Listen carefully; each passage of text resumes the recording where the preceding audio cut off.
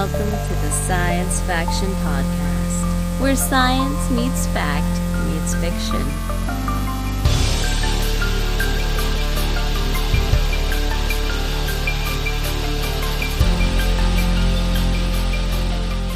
This is Science Faction for the week of July 14th, 2025.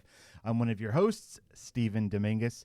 And with me today, two individuals. Maybe they saw something woke. Maybe they didn't. We'll see. I'm Benjamin Daniel Ellis. I don't know what you're talking about. Sweet. Devon Craft. All right. That's it. Yeah, that's it. That's it. I mean, I hope I saw something woke. That would be great. The new Superman. Oh, okay. Yeah. Yeah. How? The people that we tend not to agree with about their politics are hating it. People that are fans of Superman are loving it. So we'll put it that cool. way. So I'm probably gonna love it. You're probably gonna love it. Yeah. Yeah. What I've heard, just the general that people, someone thinks it's woke, and then James Gunn said, "Well, Superman's an immigrant." Yeah. Is that it, or are there other elements in the movie that support the it's dumb allegation that it's woke? No, people are Don't dumb. they say everything's woke? I mean, just having like a woman in a movie now is like woke. Well, see, the term woke, this is a podcast about science and science fiction. The term woke can be whatever they want it to be at this point. Originally, it was a term, the way that I understand it as a white male, cisgendered male in America. The way I understood woke is like, oh, let's be aware of what is actually happening in our society. Like, right. Wake up, be woke, understand that when things that there's racism everywhere, and to not turn a blind eye and stuff like that. But now woke is anytime someone doesn't agree with the politics or even messaging within something, they just slap the label woke on it to say that it's nonsense and walk away. So there's nothing in this movie that's like, that's banging, that's trying to beat a message over your head. The one little review that I saw that I think perfectly explains this Superman is this, and I don't have a source for this. I was scrolling through Instagram, and some people from some thing came on and were talking about it. As one does. But you think this Superman is a firefighter, not a policeman. So there is one great conversation within this movie, and it's when Lois is interviewing Superman. Because he's Superman, he's not Clark Kent. I mean, that's confusing, but she's interviewing him. And they get into, there's something that he did that's not on screen. It's something that he had already done, where there were two countries about to go to war with each other, and he stepped in and made it stop. And so then Lois starts a line of questioning of like, you didn't stop to think about the political ramifications of this. And essentially Superman says, yeah, I didn't. People were going to die. I just stopped it. So it's not about, he's not a character in this movie that is trying to uphold laws. He is simply trying to save lives. And you think about that, the difference between a police officer and a firefighter, right? A firefighter is not going to stop and ask about zoning laws when rushing into a building to save somebody. They do it because it's the right thing to do. And that's where this Superman lives, this version of Superman. And it's great. So anyways, that's the woke nonsense. If that's a really quick primer on the Superman woke nonsense. Don't worry about that. It was a fun movie. Rad. Yeah. Great. No, it was cool.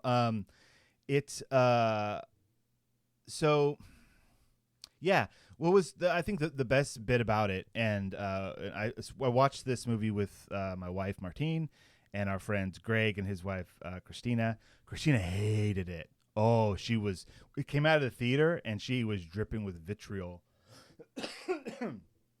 And so we're like, what? Why? And it was because the movie and this is definitely an opinion-based situation, and I can understand her point of view.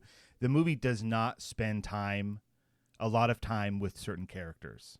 These characters just exist, and you kind of get their role by context, and then it moves on.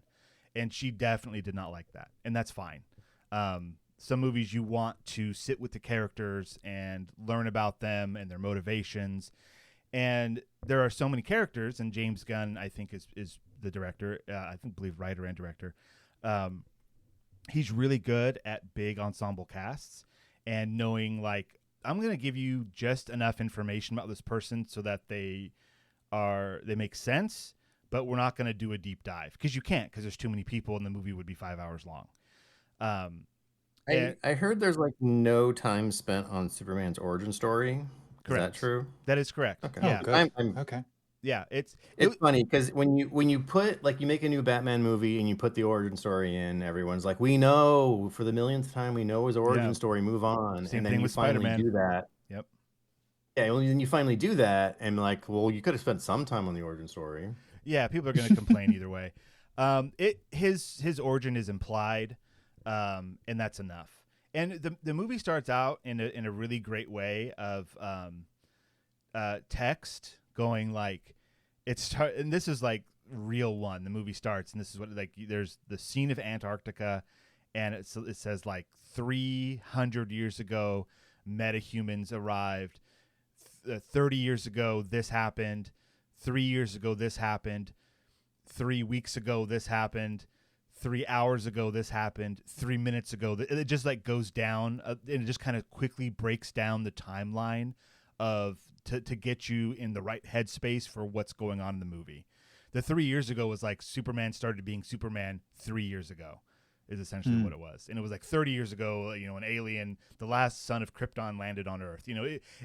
That's something. I mean, that's more than I thought, given what I heard. So yeah, no, that's enough. There's enough that if you have, for some reason, have no idea who Superman is, it kind of lets you center. It gives you just enough information to go, he's an alien from another world. He has powers. He's trying to help people. But then 3 minutes ago, he just lost his first fight. And then that's the scene everyone's seen from the trailers where he like lands in the snow and he's all bloody and everything. And so that's how the movie starts. And there's like all these like other superheroes and stuff that they give like just enough to that you kind of get their deal and where they are in alignment with Superman, I guess. But it's fine. And the whole movie comes together like it doesn't take itself too seriously, which is great. It has its own internal logic, which is consistent, and that's great. Like Superman is like pretty good at what he does, but he's not an indestructible thing, right? Like a lot of times, I feel like in the Man of Steel, the Snyderverse Superman, he was like an immortal godlike being, right? He just was the top of the top, and this Superman is not that. Like he has limits. He may be the strongest superhero, but that doesn't mean he's a god, right?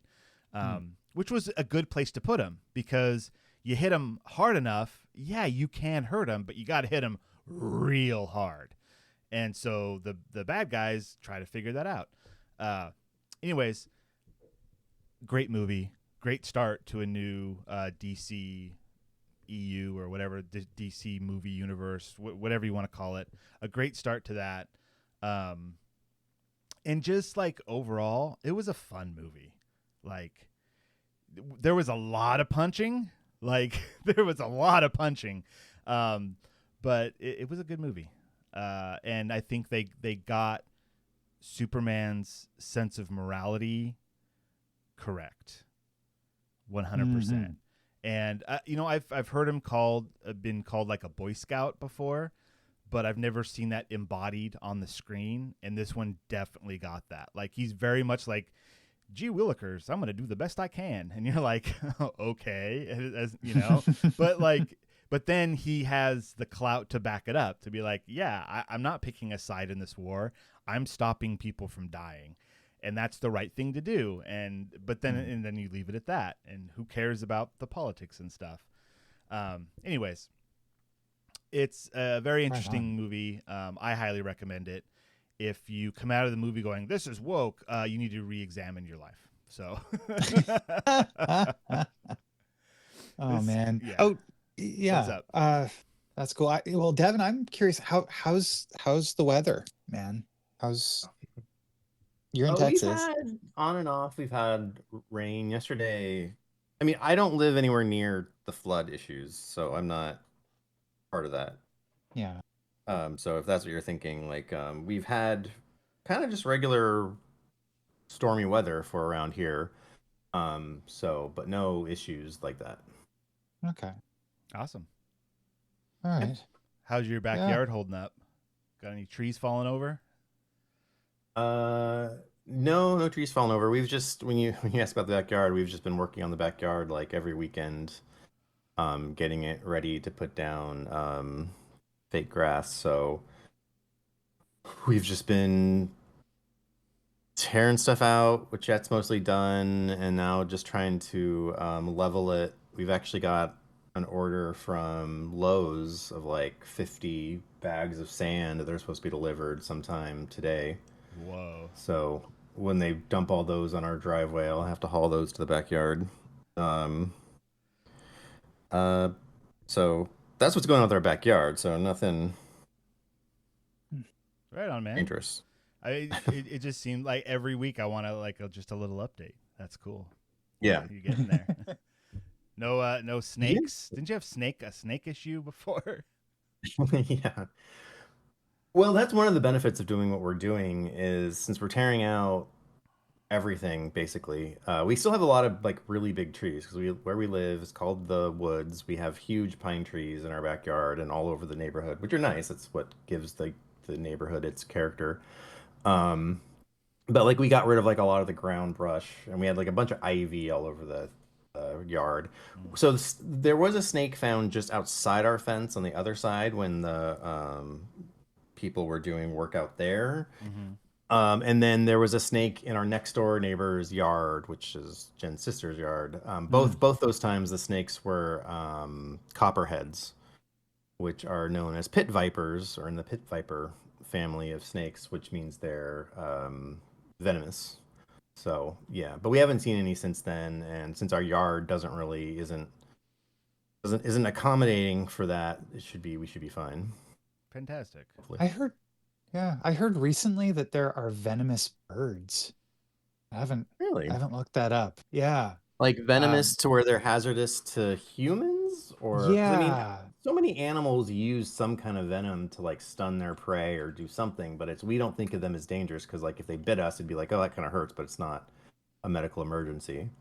Yeah, I don't know much. Just I heard about it from a friend who works for an airline. Like I mean, when yeah, loading up, when if loading they or go, deloading a plane, there was like a hey, this box is like Venomous bird birds. dash venomous. And it's like, what? So he had to look it up, and he did, and he's like, oh, turns out that there are, yeah. Yeah, I mean, that doesn't surprise me. I'm sure, that's probably evolved in all kinds of different things. Okay, That's so cool. I'm looking it up. There's a Wikipedia article called "Toxic Bird."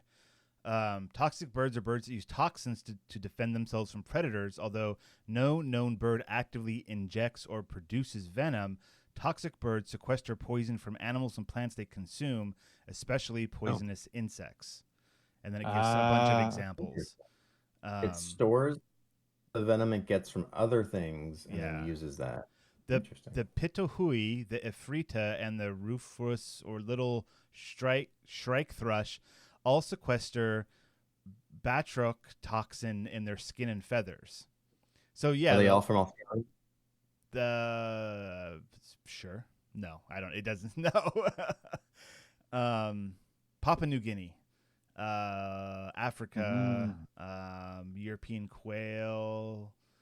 Yeah, I mean, it seems like it's all over. It seems like a good strategy for them. Right? You eat the poisonous thing, so that when people try to eat you, you're the poisonous thing, I guess. Exactly. Interesting. Toxic bird. Yeah. All right. It's something I learned recently. I was interested about evolution, and Ben, since you watch Hank Green stuff. You might have heard this, but he's talking about evolution from fish to land animals.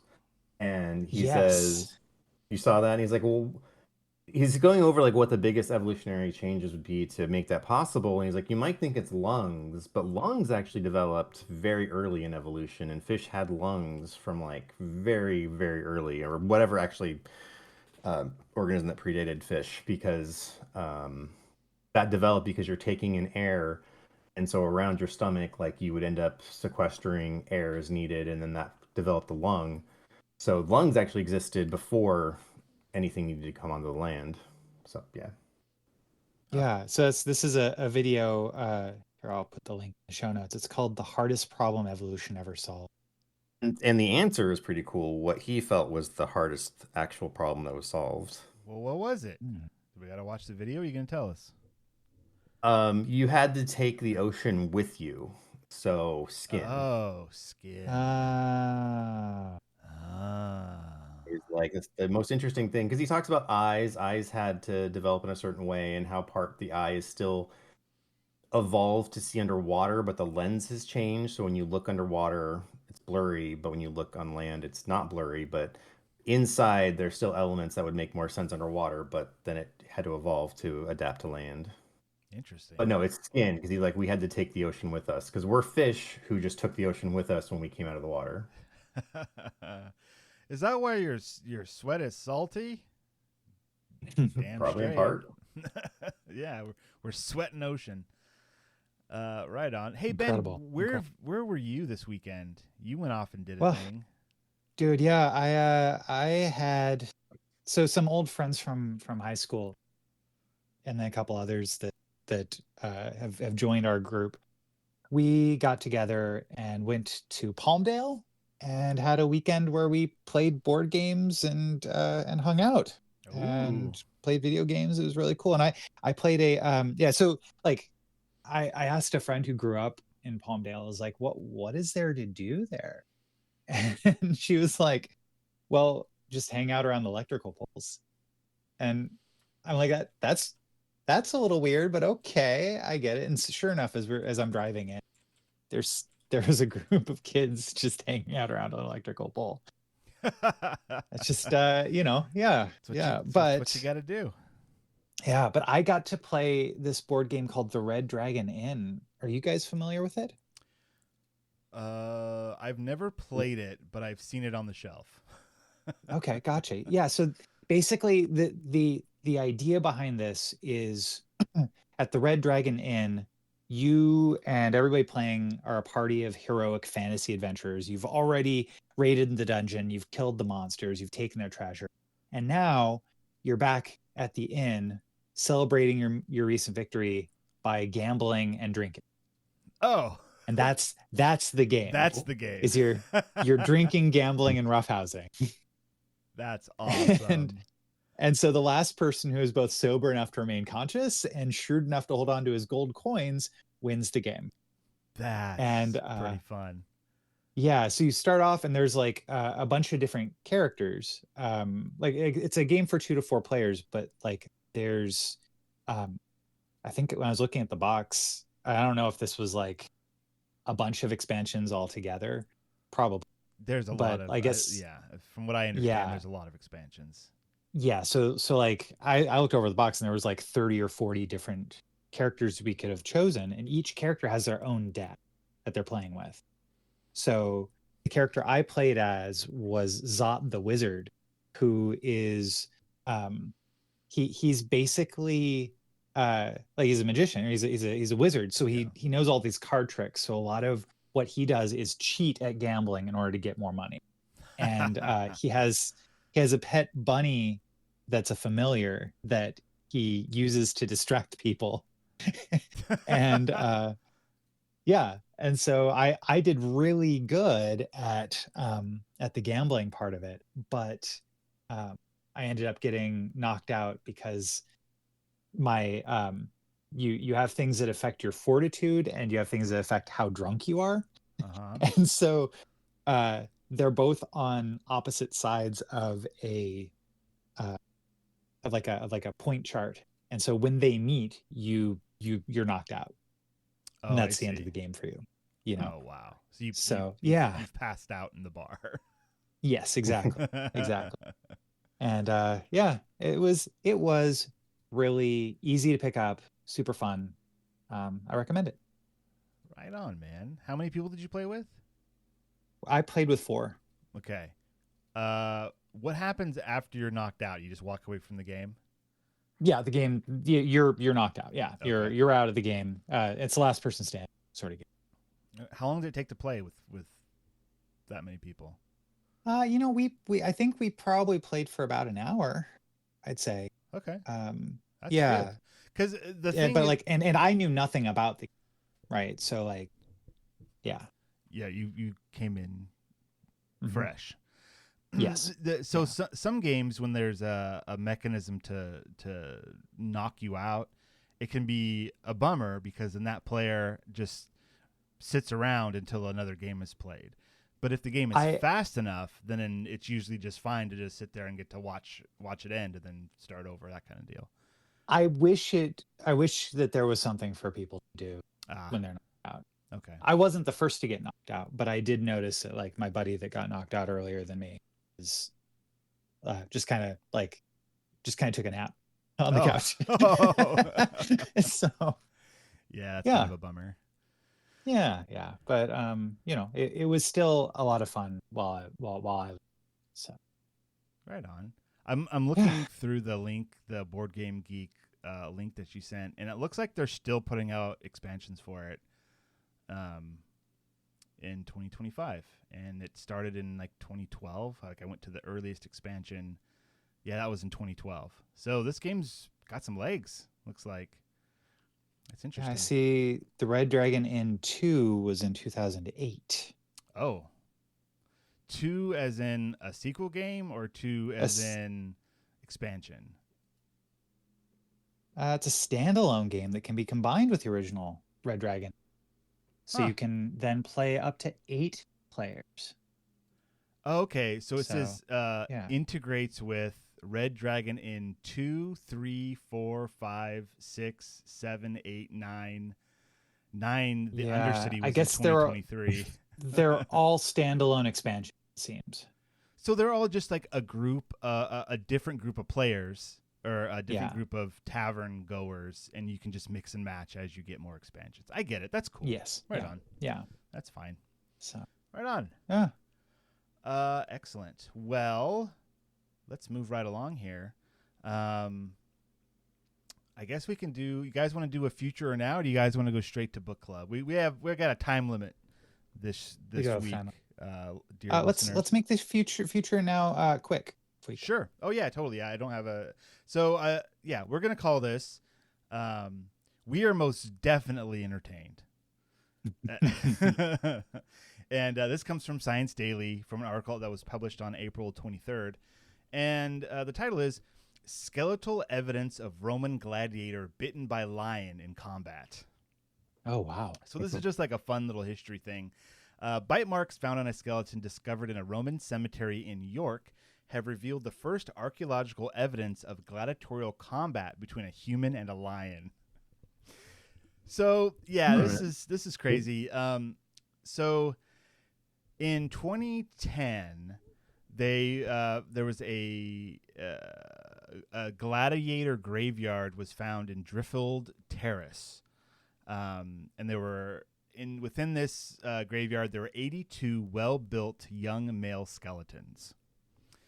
So well built. Yeah. Like they could tell these were muscular people.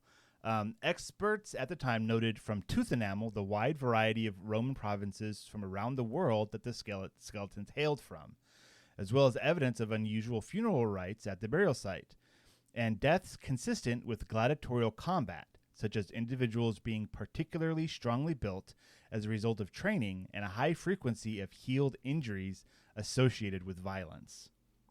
So, like, yeah, these people had been through it. So let's see.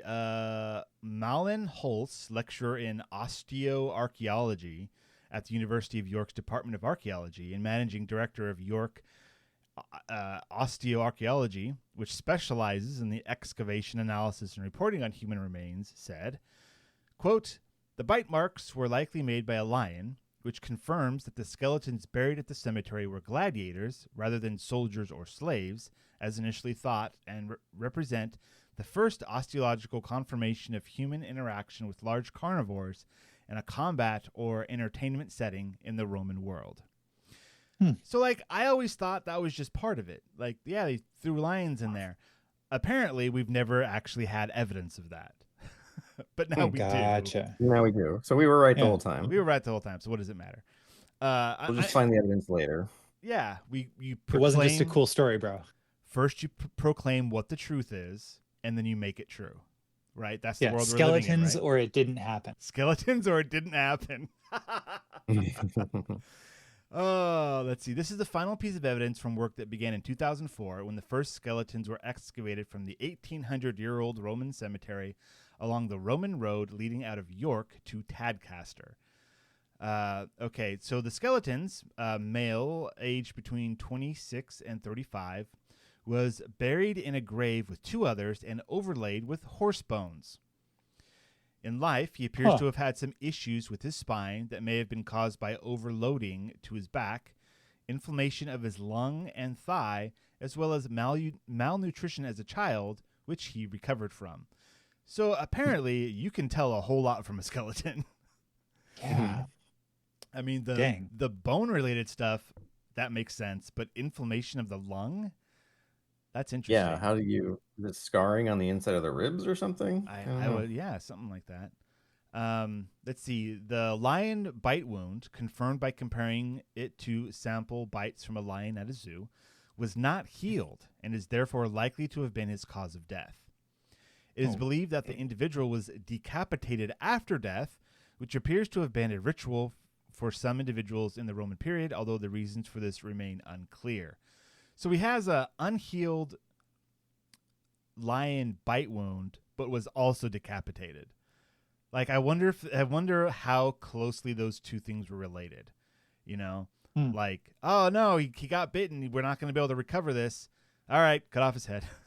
Like, that was that was the maybe that was like the, hey, either he's going to be screaming for the next several days until he dies, or we just be done with it.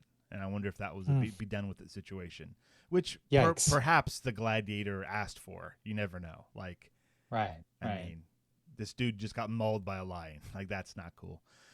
Let's see. Analysis of the skeleton points toward this being a bestiarius, a gladiator role undertaken by volunteers or slaves. Volunteers or slaves. Okay. I mean, we couldn't necessarily determine why they're doing. Yeah, boy. Yeah, that's interesting. Let's see. Mullen said, quote, "This is a hugely exciting find because we can now start to build a better image of what these gladiators were like in life. And it also confirms the presence of large cats and potentially other exotic animals in arenas in cities such as York, and how they too had to defend themselves from the threat of death." Let's see. York appears to have held gladiator arena events until as late as the 4th century AD, perhaps due to the fact that there were many senior generals and politicians that held posts in the city, which included Constantine, who appointed himself emperor there in 306 AD. Well, there you go. All right. Let's see. One last little bit here. Owners of gladiators would not have wanted them to die. They were expensive sports people, not too dissimilar to footballers today, and as such, they wanted them to win to be able to fight again, and if they didn't survive, they were often provided with gifts in death to serve in the afterlife, which is evident at some of the graves at Driffield Terrace. Okay. Yeah, very interesting. You know, having games and fighting is a great way to distract the populace from what's going on. In other news, there's going to be an MMA fight on the White House lawn. I don't know if you guys heard about that. Oh, I missed that.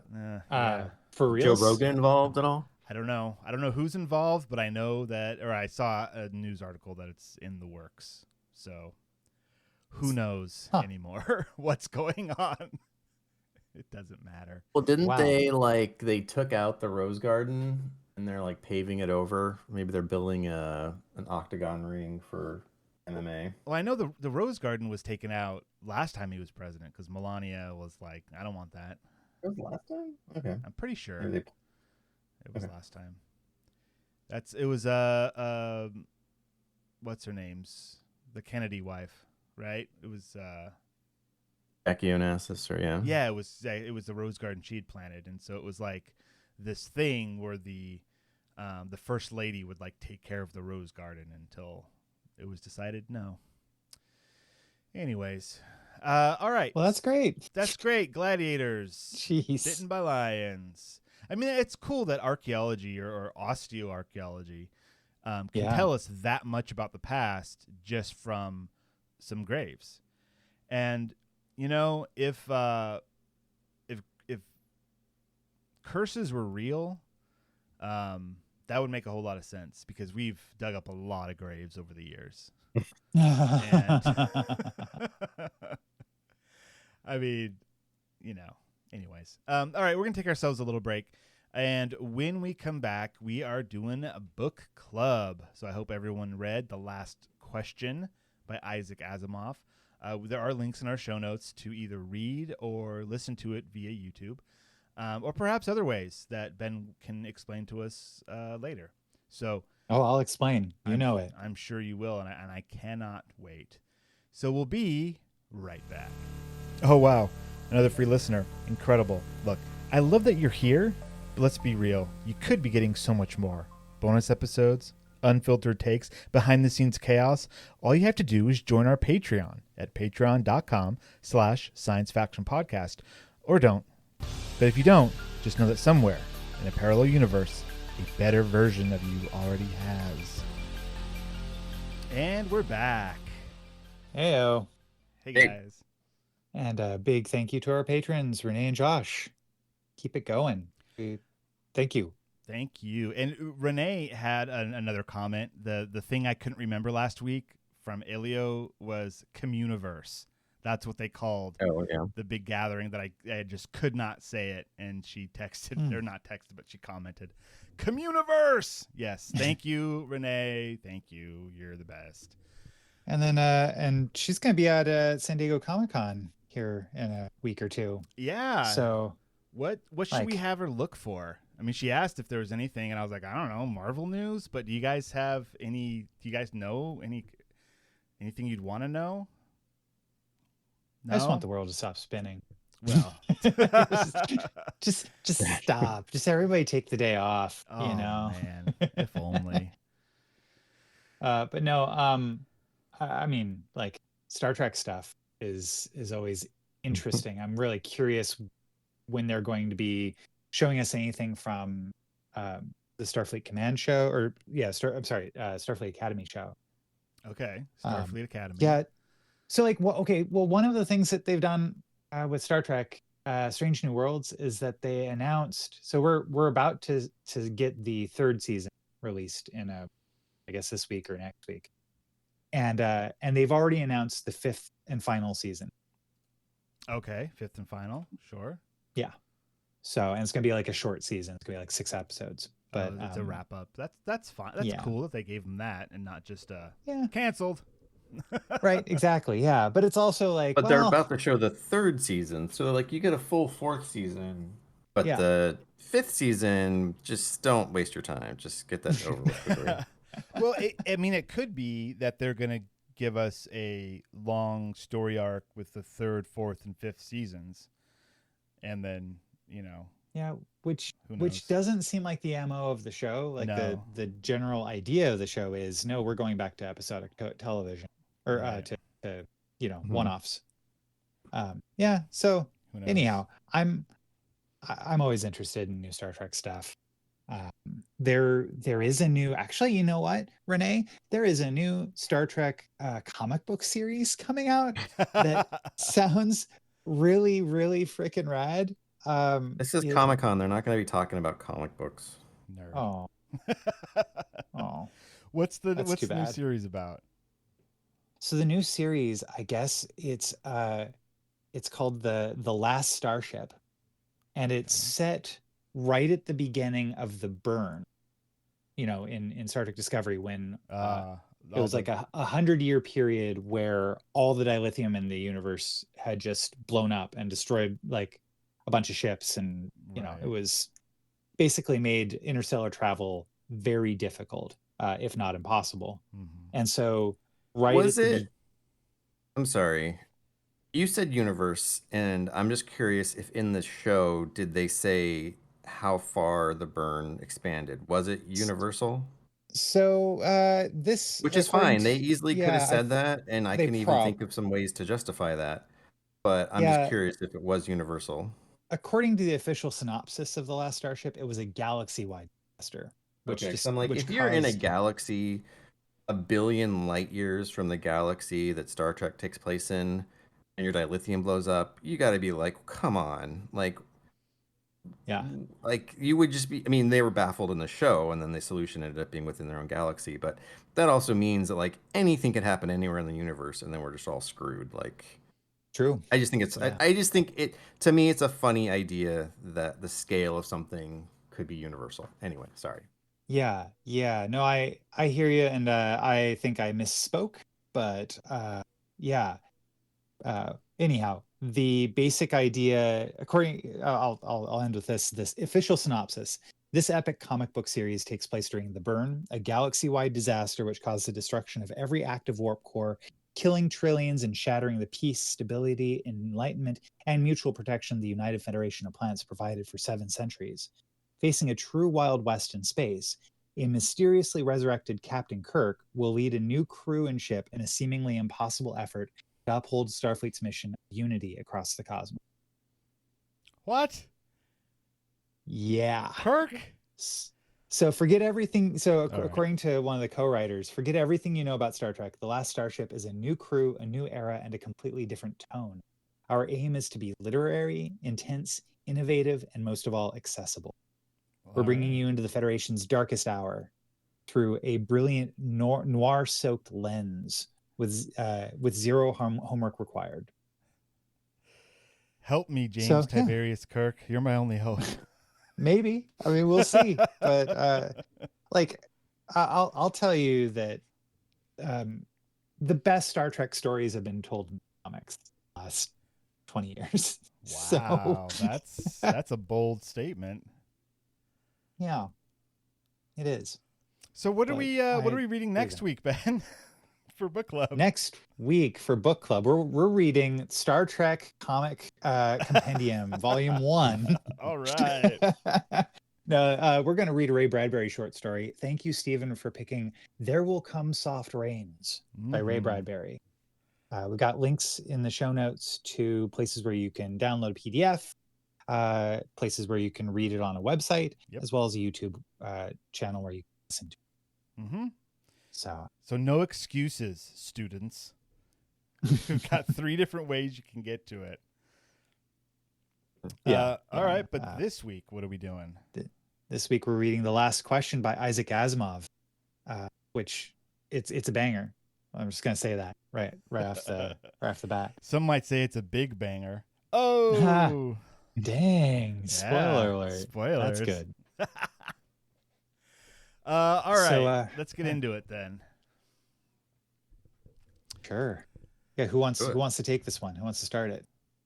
Well, I like doing breakdowns here. This is great. Sure. So, The Last Question by Isaac Asimov. Let's see, was first copyrighted in 1956, and some say that it's his best short story ever. Including Isaac Asimov. Right. There's a quote here. He says, "This is by far my favorite story of all those I have written." Yeah. So, I mean, there you go. All right. So this story, and, big spoilers here. This story is told in time jumps. Big time jumps. Yeah. I'm scrolling through quickly 7 different time jumps, maybe. And so it starts off with the last question was asked for the first time, half in jest, on May 21st, 2061, at a time when humanity first stepped into the light. The question came about as a result of a $5 bet over highballs, and it happened this way. So in this world, there's a thing called a multivac. It's the best vacuum in all the universe. No, it's specifically the last two letters AC. Automatic. I know. computer. I was really jealous that they had an AC wherever they went because I get so hot. I'm like, if I could have a universal AC, I'm just always cool. That'd be sweet. That would be amazing. Devon, you are always cool. Oh. All right. So the multivac is a giant computer, essentially. Did it stand for something? I don't remember. Yeah. So automatic computer, So like it has different names depending on the era. Right. That it is. So multivac was like a big computer on Earth, right. And it starts off in 2061, and basically two of the mechanics or technicians that are working on making sure that the multivac continues to work and function, they're drinking along and basically ask the big question, which is, hey, like, can entropy ever be reversed, or massively decreased? Because they're like, thanks to multivac, we've got all this crazy amounts of energy that we've never had before, and we can essentially usher in a utopia and start interstellar travel and all this sort of stuff. And one of the technicians is really excited about it. The other one's like, don't get so excited. Energy's going to run out. Eventually. 10 billion years. That's nothing. Don't get so excited. We're all going to be gone in 10 billion years. So calm down. Don't say we're going to go to another star. Those stars are also going to decay. Entropy takes over. Right. Why do anything? Yeah. Have another drink. Yeah. I mean, it is interesting, I think, that like two mechanics, that the job of a mechanic is to keep something running for as long as possible. Like, of course, this would be their end all question of like, how long are you going to be able to exist, not past entropy, right? And the thing essentially says back, insufficient data for meaningful answer. Right. And then time moves on. Makes sense. So then there's a fun time jump, and Geraldine, and Gerodette 1 and 2 watch the starry picture on the visiplate change as the passing through hyperspace was completed in its non-time lapse. So there's a big time these jump. characters. These characters are heading to a new planet, X-23, but they all have similar names, implying, are they just clones of one another? I mean, who knows what it's implying? It's implying something. But it's not called the multivac anymore. Now it's called the microvac. The microvac, and they're just like, can you believe that every single starship has its own microvac now that we can just talk to, and it just gives us answers. Which was pretty fun. And then, the question comes up of like, is this going to happen forever, or is there going to be an end? And the thing answers once again, insufficient data for meaningful answer. And they just kind of shrug and move along with their day. Then it takes another time jump, and now we got VJ-23X of Lamith stared into the black depths of the three-dimensional small-scale map of the galaxy and said, "Are we ridiculous, I wonder, in being so concerned about the matter?" And of course, they're talking about space and like how big the galaxy is and the rate of expansion of, I guess, humanity, right, or whatever it's turned into. Yeah, and they have immortality. If you're immortal, so at this point, it's now the galactic AC, by the way. Right. So this computer is galaxy-wide. This is the galactic AC has solved many problems for us, but in solving the problem of preventing old age and death, it has undone all its other solutions. That's crazy. Let's see. But they're they're still talking about like, well, what are the problems that we're going to be solving or handling as a galactic, you know, Society. society. Yeah. Yeah. And it's like, well, overpopulation, we're going to fill up all the galaxies we know in about 5 years at the present rate of Yeah. expansion. Yeah. And yeah, Well, something interesting. can entropy ever be reversed? They have an AC contact that they call, like, from their pocket, placed on the table before them. So they contact the galactic AC through a device. And that just is like, that's what we have now with like Siri and stuff. Like, you talk to it, it goes out to a computer, does stuff, and then comes back with answers. And that's kind of interesting that much of Siri still runs on device. Yeah, when it doesn't, it'll let you know. Right. But if you ask it for like movie times, like, it has to reach out to the internet and come back with answers. Yeah, for sure. So they ask it, and of course the answer is there is insufficient data for a meaningful answer about movie times. And they ask, can entropy ever be reversed? And I like this. Like, we both know entropy can't be reversed. You can't turn smoke and ash back into a tree, which I thought was a good line. Yeah. Then we make another time jump. Yep. Z Prime's mind spanned the new galaxy with a faint interest of the countless twists of stars that powered it. He had never seen this one before. Would he ever see them all? So many of them, each with its load of humanity, but a load that was almost a dead weight. More and more, the real essence of men was to be found out here in space. So, I mean, this is like the singularity happened, right? Like, right. Minds, there's a body somewhere, but it's your mind that goes travel. And there's little room similar in to the story we read memories. a couple of weeks ago, where it turned out that they were just in a computer on Earth. But this is like that story if they hadn't been confined to a computer on Earth.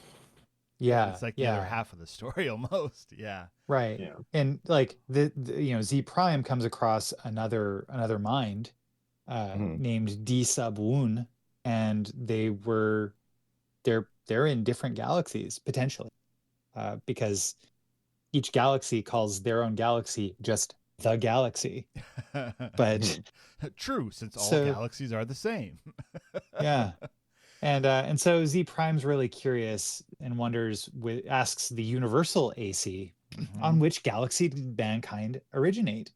And so, they find our original star that went nova and is now a white dwarf. Yeah.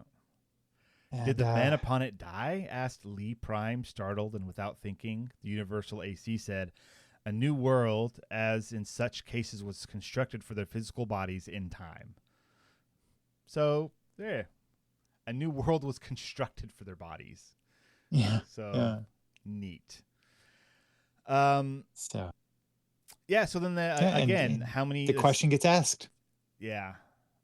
I do not wish it to happen even after billions of years. Universal AC, how may stars be kept from dying?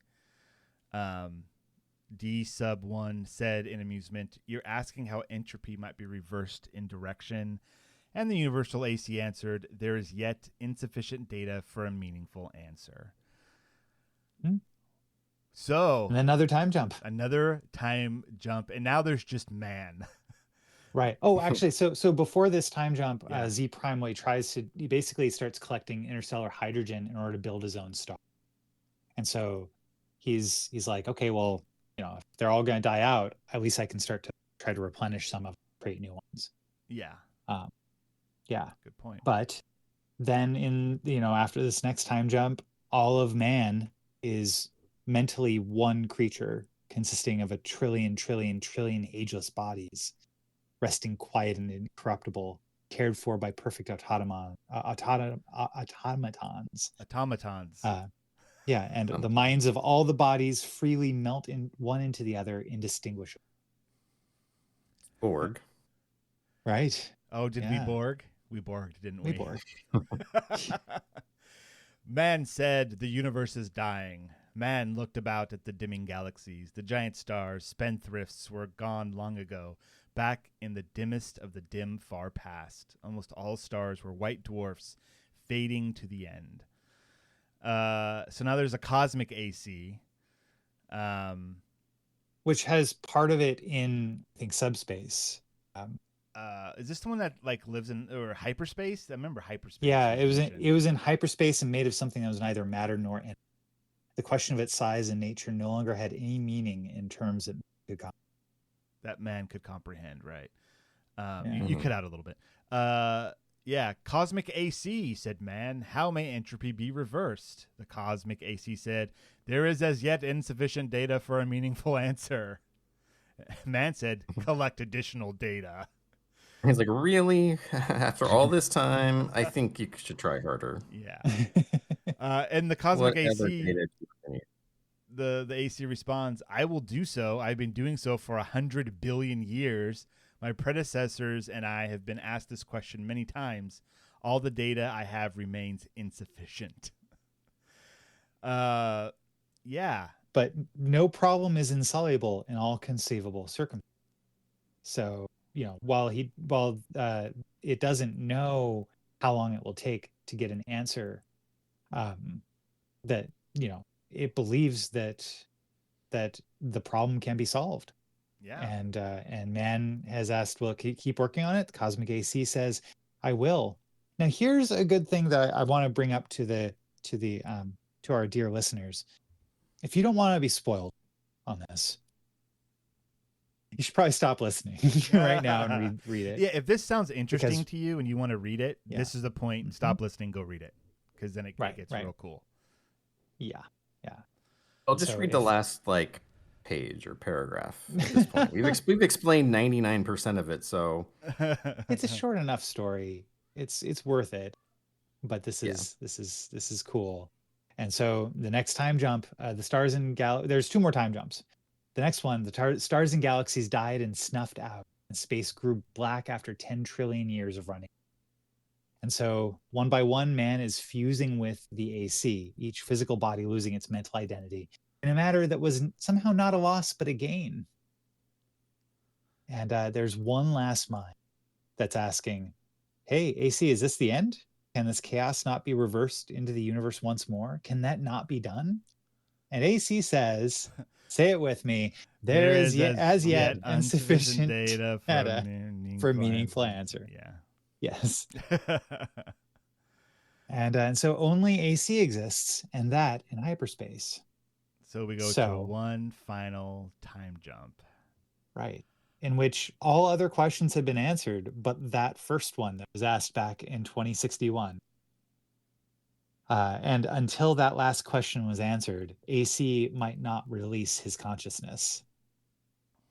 But he finds a way. I like how it becomes so abstract. That like a timeless interval was spent in doing that. Like we can't comprehend what's happening at this point. Well, and time also might not have a real meaning at that point. If all energy is uniformly distributed through the universe, I mean, at that point, I don't know what happens with like relativity and things. Like it could be. It's kind of like, I mean, we can give the thing away now. I mean, we've told people it's spoilers. So basically, the universe restarts. He says, "Let there be light." So it's the idea of, you know, if we ask what came before the Big Bang, there's one of the common answers is, well, time started with the Big Bang. So there was no time before the Big Bang. So to say what's before the Big Bang is meaningless. It's a common example is like, what's north of the North Pole? There is nothing north of the North Pole. You're at north. So you're at the beginning of time. Nothing can exist before the beginning of time. So, and that's tangential because that's not really what they say in this, but that is where we're headed with the story. It's like, what's before the Big Bang, it turns out, or what could we consider God being? Some entity that has the ability to create the universe. Well, here's an entity that has the ability to create the universe, which stems from humanity, I guess. And you could say it. Does it repeat? Do all the same things set in motion again? And this is just a cycle? Do different intelligent beings come into existence and then do the same thing? Or is this just the one time it happens? And still, what if we're talking about the beginning of these people, who I guess would be us in the story, still doesn't answer where we came from, because it could imply like the cyclical nature of the universe, but it doesn't say that for sure. So Yeah, what we still, yeah, yeah, it's blah, that blah, that implication of a cyclical nature of the universe that yeah, we get so advanced that we become one with the galaxy and it dies and then it restarts. You know, the universe, yeah. and that's fine. Like as far as like mythologies go, that's a pretty good one. No, I think it's really cool. I mean, that's talking to people or looking into like the whole God thing. It's like usually you can leave some room for, okay, something had to start the universe, some force, some whatever it is, some undefinable or possibly unknowable thing. To say that it's God and the God as we understand it as humans seems ridiculous, but I would be open to the possibility of there's something, you know, not necessarily, it doesn't necessarily have to be something, but there could be something.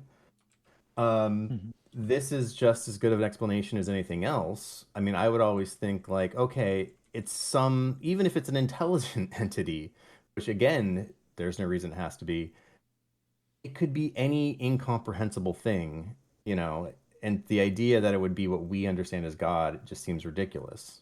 Hmm. So here's a cool story of, here's something it could be, um, just as viable as anything else, considering we'll probably Yeah, never know what it is. in the world of making up things that we don't understand, here's another one. Yeah. Why not? Right. Yeah. So yeah, I thought that was a really cool ending to it. Yeah, Um, Yeah, indeed. and that to was use that phrase in particular, "Let there be light," obviously is a reference to, you know, Is that it was that the first day? Is that what God said? Is that Right. I don't know. Yeah, and and that's something that's kind of curious to me. Like, does this story work without the Judeo-Christian tradition? Without that, like I No. think yes, No. no, but I think right, I no, like, I think the story works. No, it would work. It would just be a but the different phrase if yeah, he or the referenced like, punchline doesn't work necessarily. well, But unless you're part of a different religion that uses a different yeah, a phrase different for whatever that is, and it says that creation myth. yeah, whatever creation myth you happen to be part of. I mean, we happen to live in a world where a particular creation myth dominates all the others, and so of course Mm, you would use that as an author who's writing a story like this. But yeah, I think the idea is more universal than just it having to be Judeo-Christian in origin. yeah, So this yeah. story as it stands, if you don't know anything about the Judeo-Christian tradition, then that last line doesn't have the same punch. Like No, it Yeah, definitely doesn't. the term "let there be light" does very firmly. if you don't have the reference for it, it could just mean like, oh, it was darkness and now it figured out a way to turn the lights back on. Cool. But it doesn't have that same punch.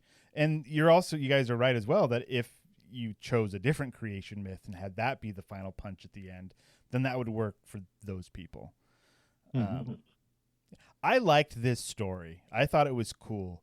The way the time jumps were done, and the way like the AC, right, this automatic computer was slowly given more power over Yeah, the years of being like, here's a big machine and it's helping, to like, oh wow, everyone has one, to like, oh, it's like a universal consciousness that we can all tap into. Like, that was cool that it just kept upping the ante as time went on until humanity just fused with it. And that's, I don't know, it was a cool, like the momentum of the story felt right. That was yeah. I really cool. saw a YouTube video very similar to this. I think it was done by Pursuit of Wonder, and I'm like, well, now I know where he got the idea because it was very similar to this. Hmm. Um, Not that it was good, and I think I should go back and watch it. It was a very direct link to this because I know it had like future humans with really weird names and like advanced technology to be able to like manipulate matter and stuff. I'm like, it probably was I mean, at the end, he might have even cited the story, so I should go back and watch it. Interesting. Yeah, I mean, within the context of this story, you could have an infinite amount of fiction. You know, because it's Right. like, oh, you know, because you could find a place to slot it into, and it would work. You want Terminators? You could put Terminators in there. It's fine. Well, just the idea that if the universe is infinite in time and space, that eventually your entropy will take over, but also eventually you will have done everything. Like this, Yeah. like even with entropy, this, universal AC computer with humans integrated with it, our consciousnesses, was able to exist. So assuming it, like, as your mind has done every conceivable iteration of whatever activity or thought it could do, the only thing left is kind of like, well, let's start over. Like, there's nothing to do. Let's just start it all over, and whatever comes after that, it might be new, might not, but whatever, it's out of our hands. Yeah. So It's like it's when the only you're thing left to do. when you're playing a video game that you love, but you've done everything, so you start it over. Yeah. That's so Ben understands what you're talking about. Thanks. Yeah, I really didn't know. For sure. Oh, wonderful. All right, guys. Yeah, good story. I recommend everyone read it. Read it in full. It'll take you about 20 minutes. It's great. Check out the links in the show notes. Of course, next week, there will come Soft Rains by Ray Bradbury. We've got all those links, tasty links in our show notes, so check those out. And with that, I'm going to call it, guys. We just hit an hour, and I think that's perfect. Just perfect. Epic. Devon, do you have any final thoughts? No, I don't. Oh. Ben, do you have any last words? So there's this girl at my son's school. She has a battery shop she runs at recess. It's true. She sells D-cells by the seesaw. Good night, everybody.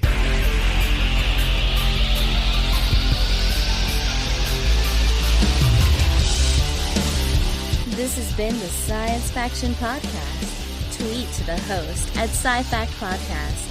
Email them at sciencefactionpodcast@gmail.com and visit sciencefactionpodcast.com for more episodes.